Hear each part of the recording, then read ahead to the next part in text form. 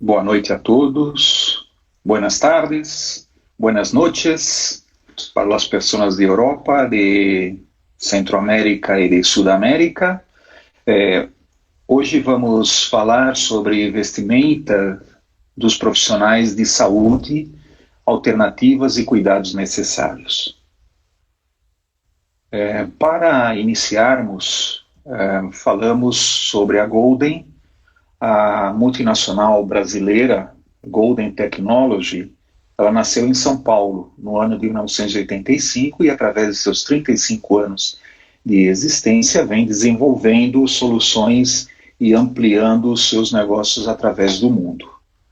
Hoje nós desenvolvemos e trazemos produtos através do nosso pipeline e o desenvolvimento e pesquisa que projeta os produtos internamente através da integração de suas equipes de químicos, microbiólogos e de marketing, e conduz seus objetivos principalmente através de uma rede de pesquisa ilimitada, envolvida com pesquisadores e universidades e institutos ao redor do mundo. Somente para ter uma ideia, hoje dezenas de trabalhos de doutorado estão nos projetos da Golden Technology. Para que versamos sobre este tema, vamos falar um pouco da história da vestimenta. Então, a evolução da roupa e do uniforme de profissionais de saúde praticamente acompanhou a história da medicina, desde a Idade Média. Houve muitas mudanças até chegarmos aos nossos brancos típicos ou aos aventais verdes ou azuis dos cirurgiões. Essas mudanças acompanharam as diferentes fases históricas da medicina, às quais este profissional teve que se adaptar, inicialmente pela mágica, religiosa e empírica, até chegar aos estágios científicos. A roupa branca tem representado um símbolo dos médicos apenas por pouco mais de 100 anos. E é interessante notar que até o século XIX os doutores não se vestiam de branco, e sim de preto.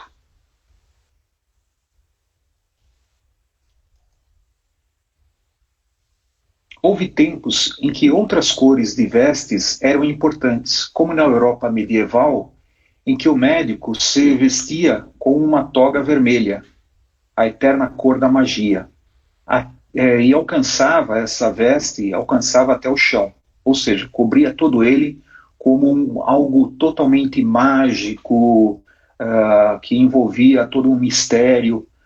E até o século XIII, os cirurgiões barbeiros eram obrigados a vestir togas curtas para diferenciá-los dos médicos com suas vestes longas. Quando teve as pestes e mais tarde a descoberta da causa das infecções, influíram decisivamente em mudanças radicais no sentido de usarmos o branco como prevenção de contaminações e para detecção de impurezas, mas que se transformou também em um símbolo de sabedoria, experiência e cura.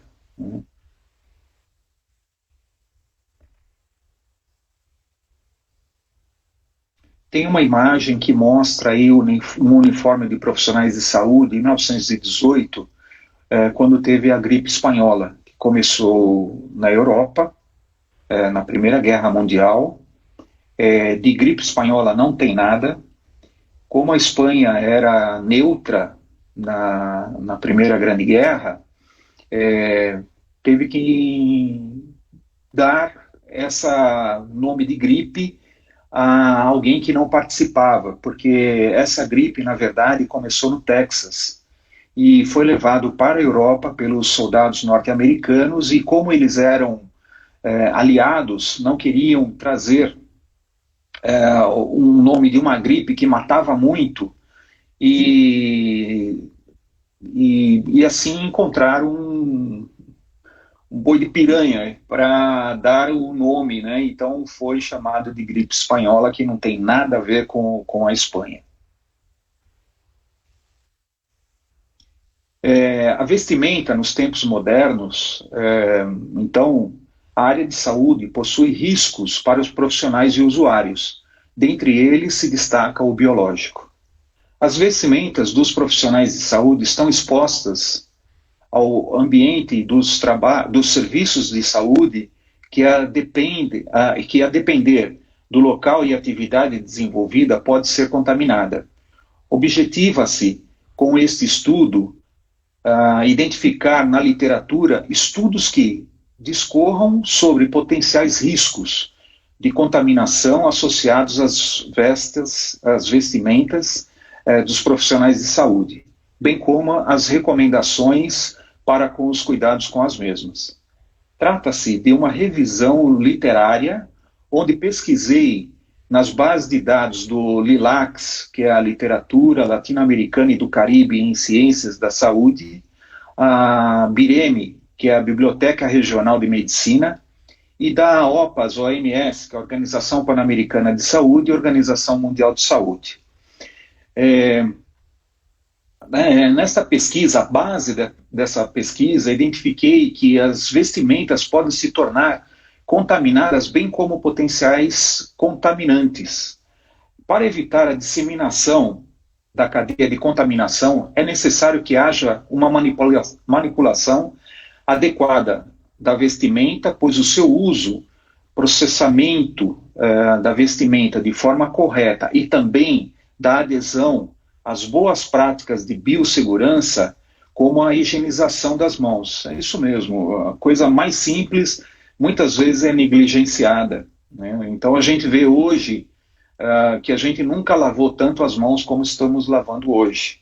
Além disso, é preciso discutir com os profissionais de saúde acerca da temática de biosseguridade ou da biossegurança, pois as IRAs, que são infecções relacionadas à tendência à saúde,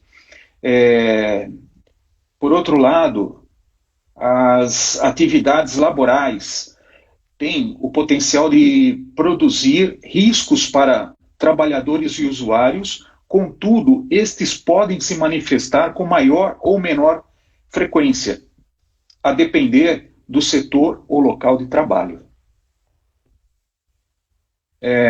Essa imagem que está agora na tela é algo comum que a gente vê, não só aqui no Brasil, mas em várias partes do mundo, né? Mesmo na Europa, na Ásia, na América do Norte, profissionais como médicos e atendentes como enfermeiros, profissionais de enfermagem, saem para almoçar com as mesmas roupas que estão atendendo pacientes em seus leitos ou até em unidade de terapia intensiva. Então saem para almoçar, então micro-organismos que estão nessa roupa, elas contaminam restaurantes, cantinas e outras pessoas na rua, ou mesmo no transporte público, e consequentemente traz da rua para dentro desses ambientes onde os médicos entram com seus jalecos e também esses enfermeiros e auxiliares de enfermagem vão dar os seus plantões dentro dos hospitais. Então, a área de saúde é produtora de exposição constante. Há diversos riscos para os profissionais, os quais são uma condição química, biológica ou física que pode causar alguns tipos de prejuízo ao trabalhador, ambiente ou produto.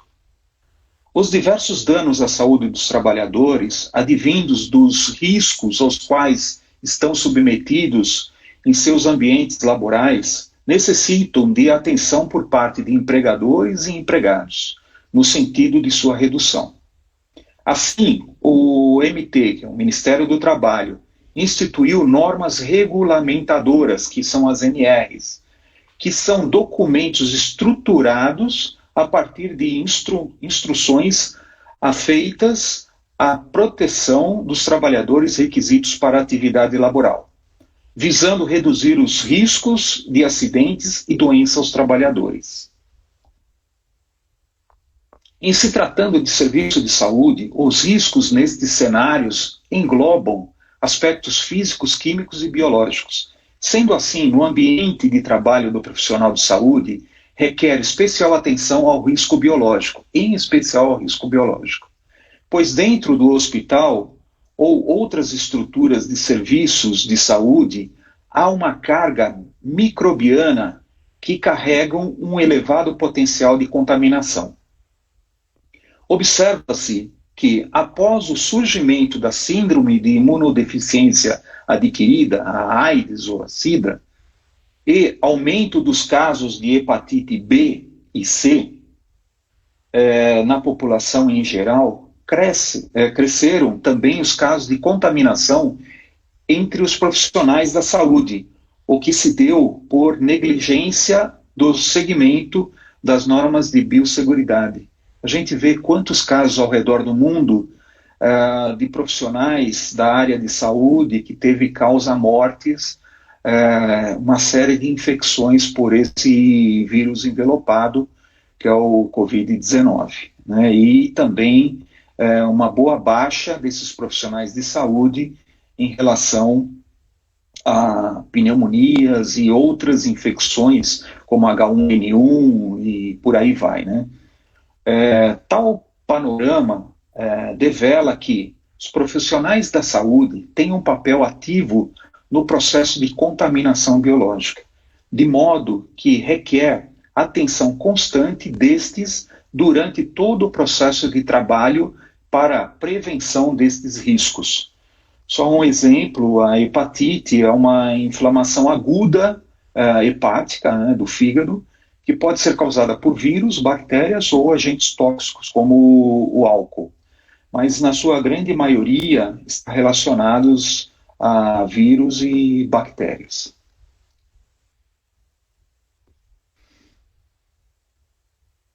Uma das medidas de biossegurança amplamente recomendadas para a prevenção dos riscos biológicos são os equipamentos de proteção individual, chamados EPIs, que, de acordo com a NR6, que é uma norma regulamentadora 6, tem como princípio todo dispositivo ou produto de uso individual utilizado pelo trabalhador destinado à proteção de riscos suscetíveis de ameaças à segurança e saúde no trabalho. Destarte, os EPIs são itens utilizados para prevenir a contaminação dos profissionais, seja química, física ou biológica. E para ser considerado EPI, é preciso ter um certificado de aprovação, chamado CA, do Ministério do Trabalho. Salienta-se também, entretanto, que tal legislação não considera o jaleco um EPI. Sendo assim, compreende-se que o jaleco é considerado um uniforme, não um EPI, o que encontra divergência em literaturas ao considerarem EPI todo item utilizado para a proteção individual do trabalhador, incluindo o jaleco. Pois é. Nessa pesquisa que eu fiz nessas 2 últimas semanas, eu vi que uma grande incoerência, o jaleco médico não é considerado um EPI, só um uniforme dele próprio ou de uma instituição, que é um contrassenso. Mas são leis, são normas, enfim. A NR32 preconiza o uso de EPI para todos os profissionais dos serviços de saúde que estejam vinculados a funções específicas, como os trabalhadores expostos a risco biológico, químico, que estejam ligados aos serviços que fazem uso de radiação ionizante, que lidem com resíduos, que realizem suas atividades na lavanderia, que cuidem da limpeza e conservação do ambiente e façam manutenção de máquinas e equipamentos, né?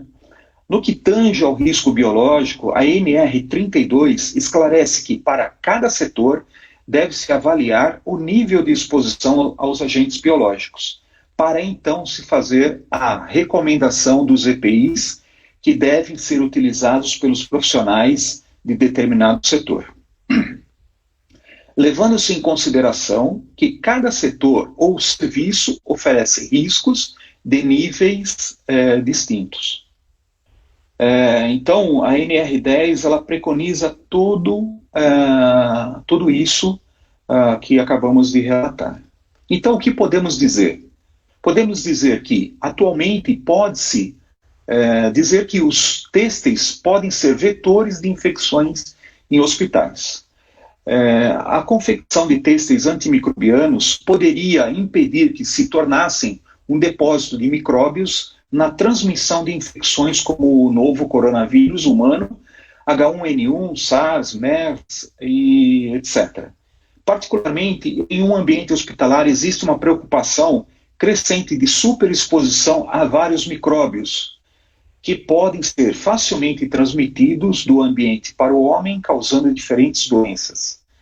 Em um centro cirúrgico estéril, não é suficiente para impedir que patógenos se transfiram para o ser humano, portanto, é necessário proteger adicionalmente as pessoas usando máscaras faciais, aventais cirúrgicos, os scrubs, que são os pijamas médicos, os campos cirúrgicos e as cortinas separatórias dentro desses ambientes do centro cirúrgico.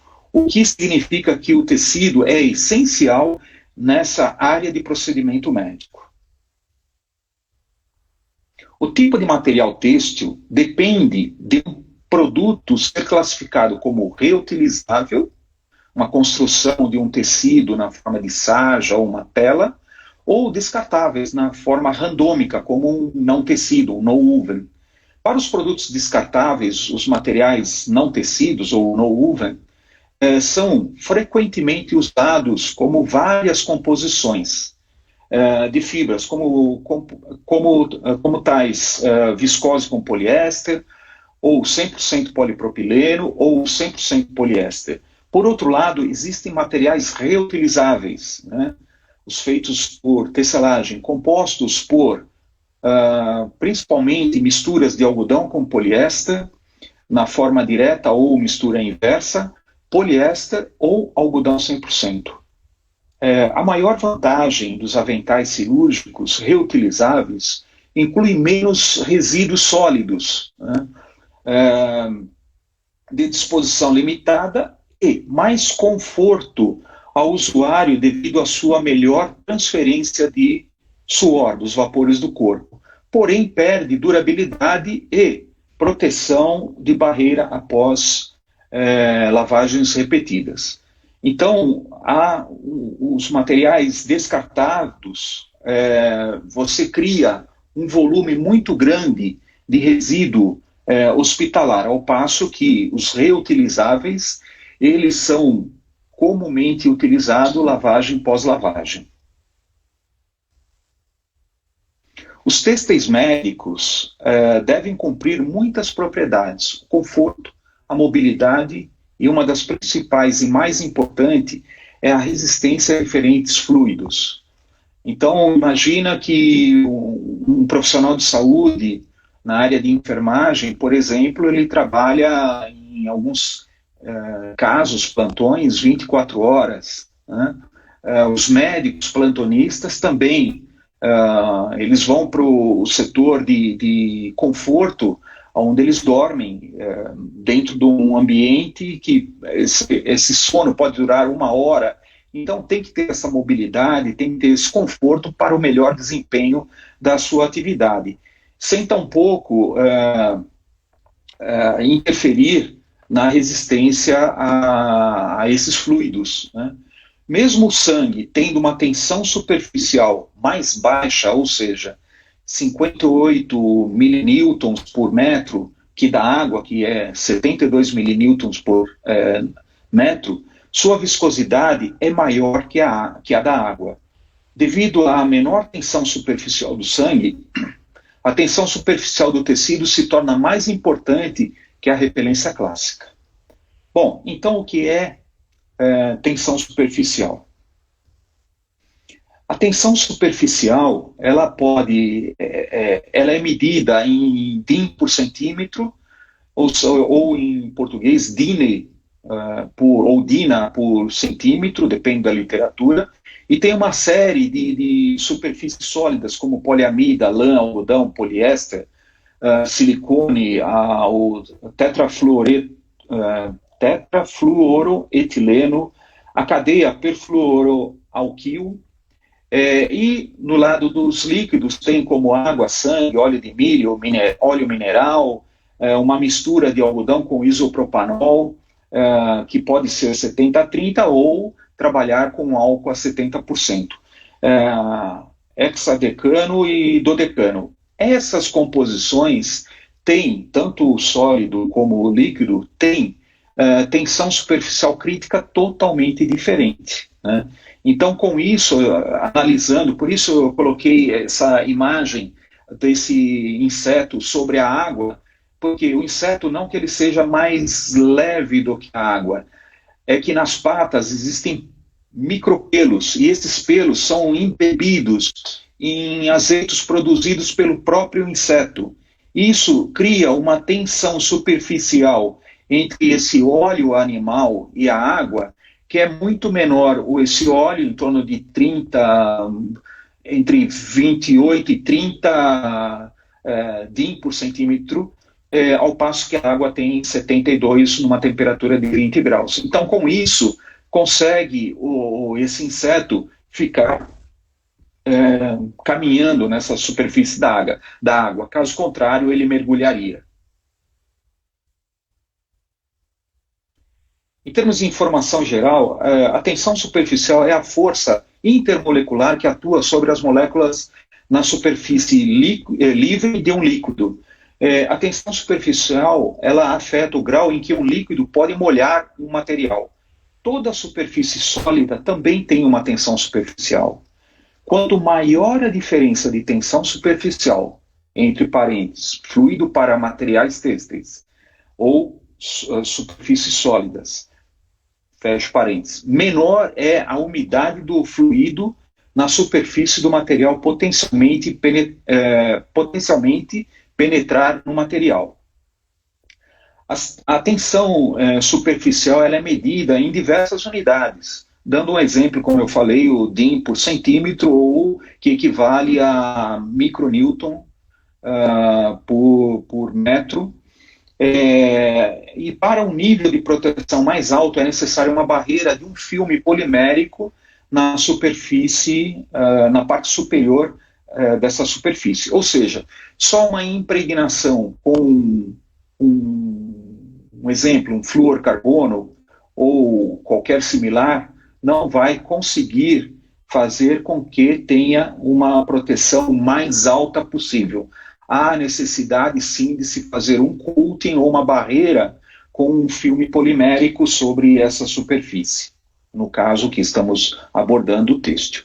Isso pode ser alcançado por um revestimento ou uma laminação. Um outro ponto importante, dando uma visão geral sobre essa roupa de proteção médica, para evitar essa ligação cruzada entre o corpo do médico com o paciente e vice-versa, amplo campo de diferentes tipos de roupa, como diferentes funcionalidades e, portanto, requisitos diferentes.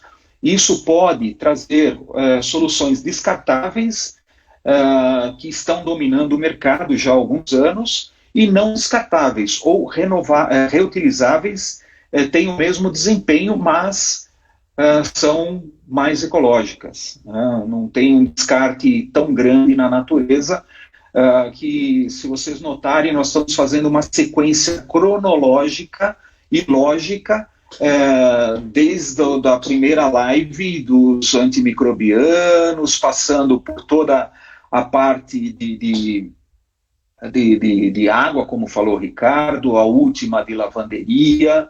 O Guilherme também falou sobre a parte de micro-organismos. Eu falei um pouco sobre a parte de macro-organismos, os repelentes de inseto, porque uma das grandes causas de infecção hospitalar são trazidos pelas patas de insetos que adentram a esses ambientes, né? Então, há uma sequência exatamente estudada para trazermos em pauta.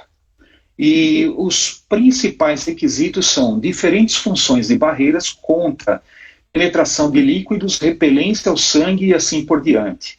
E de acordo com a zona e ou o uso final, são necessários diferentes níveis de desempenho. E é crucial entender qual o produto é necessário e qual padrão deve ser alcançado. Isso tudo através de normas desenvolvidas aqui no Brasil e também normas internacionais. E o mesmo se aplica aos chamados scrubs, que são os pijamas médicos.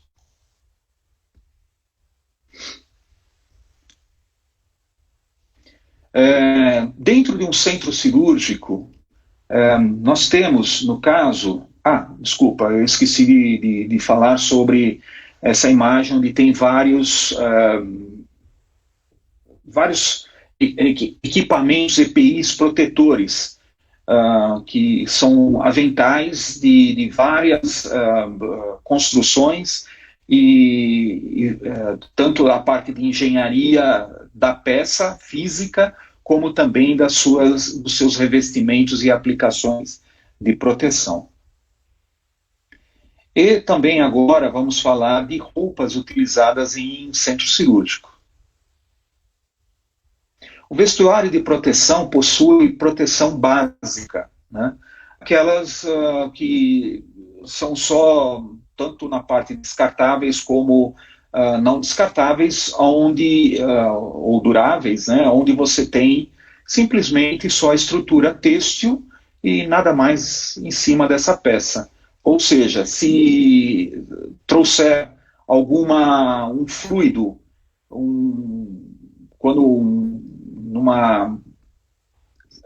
numa emergência, chega uma pessoa acidentada, se ela estiver com uma hepatite, qualquer outra coisa, e o médico ele vai fazer uma sutura e pode espirrar nesse scrub, ou no avental dele, um fluido, seja ele qual for, sangue, urina, fezes ou mesmo pus, vai fazer com que a pele desse profissional se contamine, né? E por sua vez pode levar a contaminação de mucosas, né?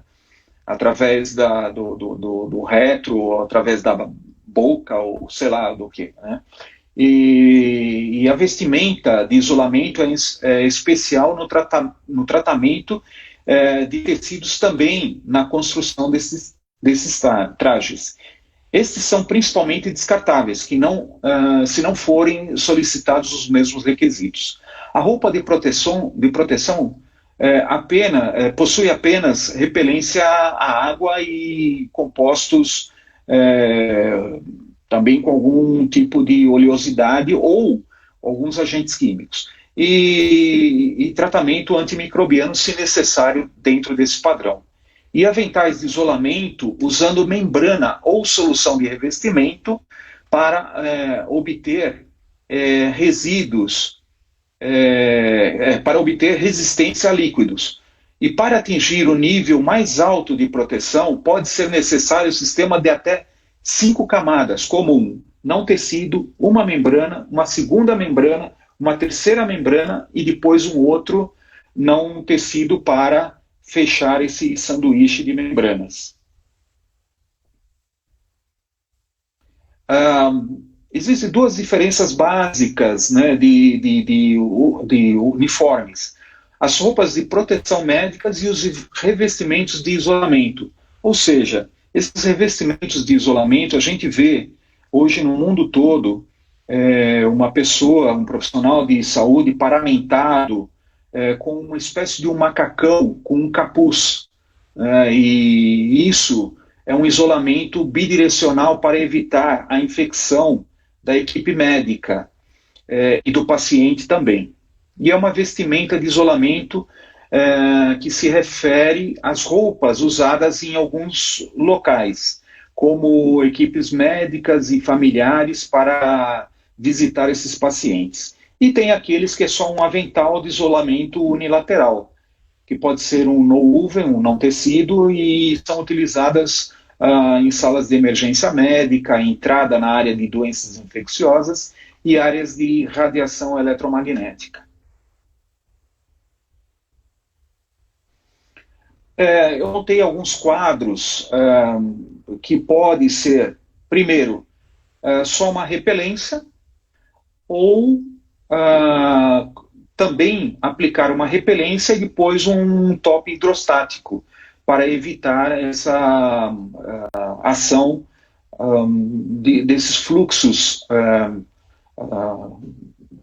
desses fluidos entrarem em contato com a pele desse profissional. Então, existem áreas, por exemplo, que são peitorais apenas e nesta parte do braço.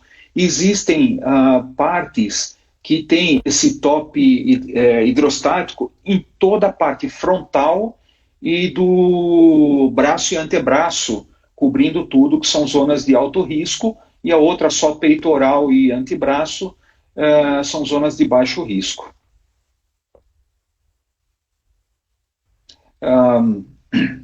Então, para esses coatings que são aplicados aos produtos descartáveis, pode ter um coating, pode ter 2 coatings aplicados a esse material descartável, que na grande maioria é polipropileno. Existem também os tecidos reutilizáveis, laváveis, que aí recebem 2 coatings para nessas áreas de alto risco. Né? Então, faça uma primeira aplicação, só secando, e depois veio uma segunda aplicação, secando e curando numa segunda e única passagem, fazendo a secagem e a polimerização dessas 2 camadas. Isso normalmente é feito com faca aérea, e onde tem um add-on, ou seja, uma base seca, na ordem de 10 a 15 gramas por metro quadrado.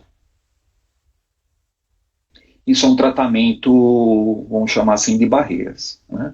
Agora, nós vamos falar um pouco sobre as normas aplicadas a esses materiais. Né? Eu vou falar em norma em ordem alfabética, né, para não... por que colocou o meu primeiro, o meu por último? Então, nós vamos falar sobre normas de uma organização norte-americana, que é a AAMI, que é a Associação para o Avanço da Instrumentação Médica, que foi fundada em 1965, que promove o desenvolvimento e o uso seguro e eficaz da tecnologia médica. Então, as diretrizes da AAMI, elas estão em conformidade com um grupo de normas que é o PB70. E todo o avental médico é uma zona crítica, incluindo costuras, mas excluindo punhos, bainhas e amarras. Por quê? Os punhos eles vão estar dentro das luvas nitrílicas, ou de outro tipo de polímero. Então não há necessidade de fazer o tratamento. As bainhas, elas estão para o lado de dentro. Quando esse fluxo cai sobre esse uniforme, isso ele não vai ser contaminado. As amarras, normalmente, elas estão... Normalmente não. Isso é via de regra, elas estão na parte das costas. Né? Então, a AMI também exige uma parte traseira fechada para precaução de isolamento. Né? Bom, dentro desse grupo de normas estão as ATCC 42, que é o teste de impacto de spray, a ATCC 127, que é o teste hidrostático, a ASTM-F 1670, que é o teste de pressão com sangue sintético, e a ASTM-F 1671, que é para os aventais médicos a proteção contra bacteriófagos. Existem todos os resultados e recomendações, eu não vou entrar nessa seara, porque aí temos um grande número de uma grande quantidade de números para tal. Então, nessa ATCC 42 de penetração do impacto da água, são colocados 500 ml e o tecido ele fica num ângulo de 45 graus e baixo dele vai um material absorvente. Então ele é medido antes o peso e depois do teste.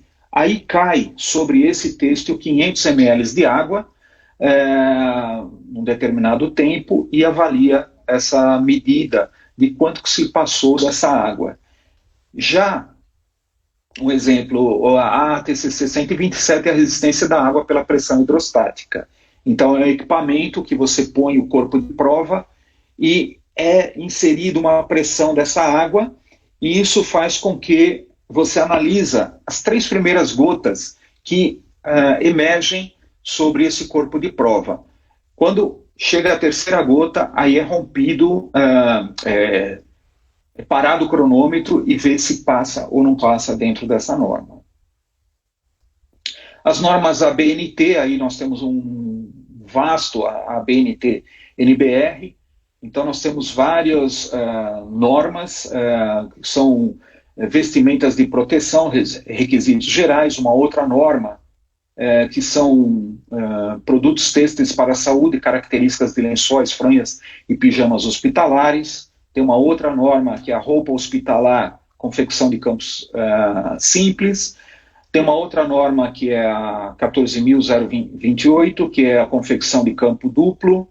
A 14.858, que são artigos de não tecido de uso odontomédico hospitalar, terminologias. Tem a 14.873, que é dos usos de não tecidos para artigos de uso odontomédico hospitalar, determinação da eficácia da filtração bacteriana ou bacteriológica, e por aí vai, né? Então, são várias normas, eu não vou me estender aqui, eu vou só falar as últimas duas, que é a 16.064, que são produtos têxteis para a saúde, que são campos cirúrgicos, aventais e roupas para sala limpa, utilizados por pacientes e profissionais de saúde para equipamentos, requisitos e métodos de ensaio, e assim sendo, para aventais, uma outra norma, que é a 16.693, que são aventais e roupas privativas para o procedimento não cirúrgico, utilizados por profissionais de saúde e pacientes, e requisitos e métodos de ensaio também, né? Mudando um pouco, tem uma outra norma da ASTM, que é a E2149, que é a resistência falei bobagem aqui, que é a determinação da atividade antimicrobiana de agentes antimicrobianos imobilizados em condições de contato dinâmico. Essa é uma norma que nós fazemos dentro do nosso laboratório, que é o CEAM, que é o Centro de Estudos de Análise Microbiológica, né, que está dentro de um Parque Tec em São José dos Campos. Uma outra STM, a F1670, que é a resistência à penetração de sangue sintético, onde são injetados sobre uma pressão de 1,75 kPa, são injetados de 10 a 15 ml desse sangue sintético. Nesse caso, normalmente, essas roupas que a gente vê aí, o pessoal totalmente fechado, né, com máscara, com aquele protetor de um polímero plástico. Então, essas roupas são de PPE, que é um éster de polifenileno, ou PP, que é polipropileno. Então, aí você põe o corpo de prova ele é aprisionado dentro de uma câmara, e aí você injeta esses 10 a 15 ml de sangue sintético sobre uma pressão elevada. Tem a ISO 13795, que são requisitos e ensaios métodos para campos cirúrgicos e aventais. Então, para atender essas normas, nós temos soluções adequadas, A ISO 14126, que é o requisito, são os requisitos de desempenho e métodos de teste para roupas de proteção contra agentes infecciosos. A NFPA, 1999, é de um órgão norte-americano intitulado, deixa eu só abrir aqui um pouquinho, que é o Fire Protection Standard, que são normas nacionais de proteção contra incêndio. E dentro das nossas equipes de resgate, utilizam também algumas dessas normas.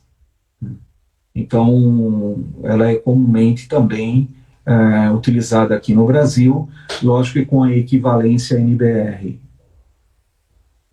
a BNT-NBR. Em termos de regulamentação e selos de aprovação, todos os nossos produtos das linhas Go Fresh, Go Guard e Go Coat, que serão utilizados nessas aplicações e soluções, eles são minuciosamente testados quanto à segurança, sustentabilidade e meio ambiente. Eles são inofensivos para a pele e o corpo, utilizando os melhores ingredientes ativos, e a família contém produtos e ativos compatíveis com o REACH, da Comunidade Europeia, o FDA dos Estados Unidos, e aprovado pelos selos BlueSign e o Ecotex Standard 100. E também fazendo agora um fechamento, uma conclusão disso, eu coloquei o seguinte texto: aumentar a consciência pública e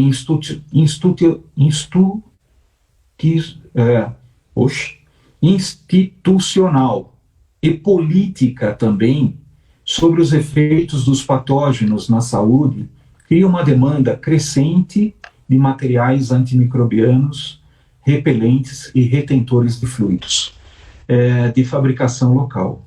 No presente e no futuro, essas novas funcionalidades serão de grande importância na geração de produção local, diminuindo assim a dependência na importação desses artigos. Notem que nós estamos gastando fábulas, rios de milhares de dólares e milhões de dólares para a importação disso, porque a gente não tem uma autossuficiência nesses materiais. E fica aqui para os empresários um grande desafio para termos isso doravante. E como este novo normal, o incremento dessas especializações se tornará obrigatório para todos os artigos têxteis usados em hospitais, asilos, casas de repouso, instalações comunitárias e de proteção, como roupas para bombeiros, serviços de emergência, militares, sem falar da área médica. Nosso desejo como fornecedor de soluções por conforto, higiene, bem-estar e proteção se faz necessário em rápido crescimento para a expansão de tecidos ou têxteis com barreiras químicas e biológicas. E conforme exposta nessa apresentação, a Golden Technology vem trabalhando há exatos 11 anos e apresentando soluções nas áreas de proteção, desempenho e bem-estar. Então, eu gostaria de agradecer, em especial a Bárbara, que está dando todo o suporte back-office, que não estão vendo ela, mas eu tenho nela um carinho muito grande, ao pessoal do P&D, aos profissionais, os microbiólogos da área de microbiologia dos laboratórios, enfim, todo o pessoal da área de suporte de vendas, financeiro, tal, porque com todo essa novo normal que a gente vem passando no meio dessa pandemia, a gente está trabalhando em algumas vezes até 24 horas por dia, e também um agradecimento à nossa direção. Fico aberto agora a perguntas, por favor, se são poucos minutos, mas Eu gostaria de abrir agora para as perguntas, e eu deixei também aí o meu telefone e meu e-mail para futuras respostas desses e-mails. Do Valdecir, o amigo Valdecir, as soluções de hidrorrepelência antimicrobiano, na sua opinião, é indicada também para a malharia circular ou somente tecidos planos e não tecidos? Valdecir, aí pode ser usado sim em malharia circular. É lógico que tem que se tomar em conta a estrutura, porque diferentemente do tecido plano ou do não tecido, eles são materiais estáticos, mesmo contendo uma fibra elastomérica. Você tem dois direcionamentos, você tem a trama e o urdume, e no caso do não tecido você tem a conformação desse material randômico de uma forma de conformação dele mecânica ou química. No caso da malha, ela é elástica e tem que se tomar muito cuidado com essa construção. Lógico que um single jersey em um poliéster com um elastano ou um single jersey num 100% algodão pode ser usado, desde que sejam bem fechado esses materiais, com ou sem fibras elastoméricas. Se tiverem mais perguntas, gostaria de respondê-las. Glacial tem um nome grande. Boa noite. Esses acabamentos têm duração por quantas lavagens caseiras? Bom, em termos de lavagens caseiras, disso que foi falado, são altas durações, alta concentração de químicos, são autoclavados. Então, aí nós estamos falando em produtos com alta durabilidade, efeitos com alta durabilidade, tanto na parte de revestimentos, na parte antimicrobiano. Então, vamos ter uma alta durabilidade. Já tivemos casos de 120 lavagens, isso, testes feitos em roupa íntima, com efeito antimicrobiano, para a Candida albicans, que é uma levedura causadora da patologia candidíase. E foi feito isso no Instituto, fizemos aqui no Brasil e fizemos para confrontar os números em Portugal, no CITEV. E conseguimos os mesmos números. Após 100 lavagens, nós conseguimos aí resultados, lavagens caseiras pela norma ATCC 135, eu não me lembro qual foi o ciclo utilizado, mas tivemos aí uma alta durabilidade por mais de 100 lavagens, com percentual, se não me falha a memória, depois dessas 100 lavagens, nessa norma, com 89% de eficácia. E nos últimos testes que nós estamos fazendo, tanto em malha como em tecido, após 50 lavagens dentro dessa norma ATCC 135, nós estamos obtendo resultados como 95%, em alguns casos até com 100% de eficácia do efeito antimicrobiano após essas lavagens. Da Cleide Carvalho, amiga Cleide Carvalho, resistência à proteção de esterilização. Perfeito, boa pergunta. A esterilização em si, ela é realizada em processos de autoclavagem ou através de radiação UV ou radiação gama. E isso é colocado depois numa embalagem plástica, e isso é distribuído para os setores de um hospital, de uma clínica. E depois só é deixado de ser esterilizado a partir do momento que ele é aberto dentro de um quarto de hospital ou dentro de uma sala limpa, uma sala cirúrgica.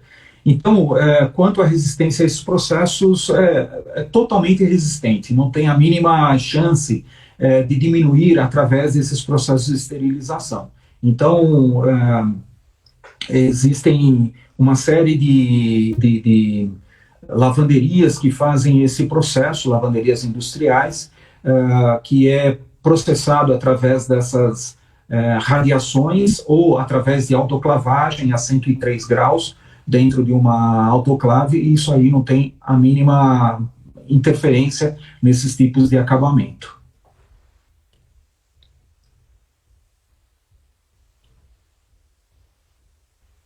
Temos mais 10 minutinhos. Mais alguma pergunta?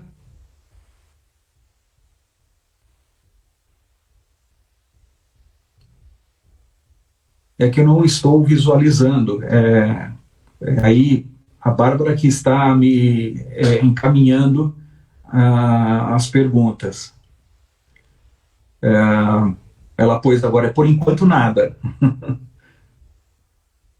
Eu não sei se tem mais alguma pergunta quanto a esses procedimentos, quanto a como fazer esse tipo de acabamento, quais são os equipamentos necessários, enfim. Aí é um chamamento para o desafio para os empresários, a não dependência, tanto se fala made in Brasil ou feito no Brasil, essa é uma grande chance da gente não depender tanto assim de produtos do exterior, porque as soluções não são complexas, temos condições de aprovar isso daí em órgãos, não só aqui no Brasil, mas fora, e também em normas, as vastas normas aqui pela BNT-NBR, como também normas de origem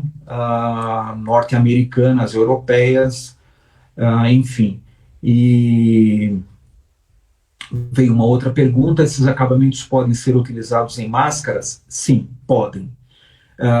Os de repelência mais o antimicrobiano, que a gente já está fazendo normalmente aqui no Brasil, né, em cima de materiais descartáveis, ou seja, não tecidos, como materiais reutilizáveis. Uma outra pergunta do Rescaroli: máscaras com hidrorrepelência inibem microgotículas? O perdigoto? Sim.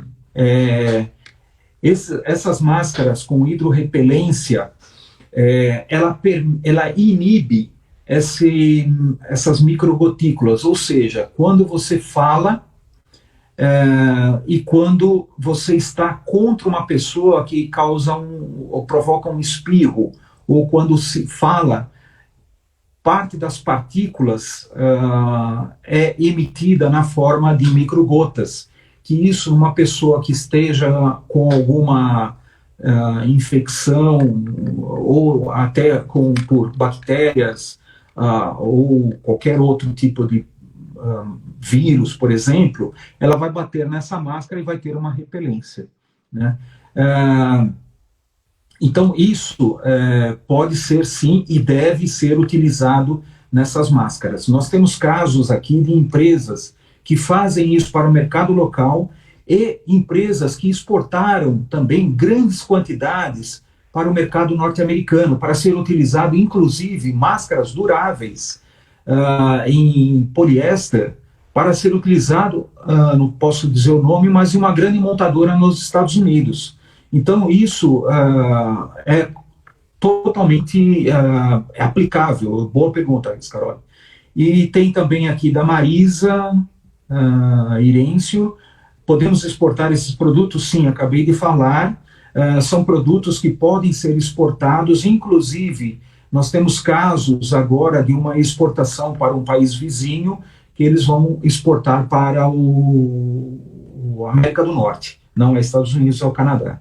Então, aí, tanto materiais como máscaras, como produtos como utilizados em material cirúrgico, e também para se proteger desse vírus novo que tem agora espalhado pelo mundo, né? Então, tudo que a gente puder fazer e o têxtil é um grande fator contaminante pela própria estrutura, pelo ambiente, entre parênteses, favorável para o crescimento desses micro-organismos, porque tem o próprio regain dessas fibras, e isso é algo muito propenso a essas contaminações, né? Bom, temos aí 3 minutinhos. Se não tem mais nenhuma pergunta, nós poderíamos encerrar e eu deixei aí meu e-mail, meu telefone pessoal. Se alguém quiser depois fazer alguma pergunta, estarei pronto para responder, e aquilo que eu não conseguir eu pesquiso e passo para quem precisar dessa informação, ok? Eu gostaria de agradecer mais uma vez a equipe toda da Golden Technology e também agradecer às pessoas de diversas áreas que estão assistindo às nossas lives, né? Em breve teremos outra. Meu muito obrigado, boa noite, com muita saúde a todos. Um abraço, até mais.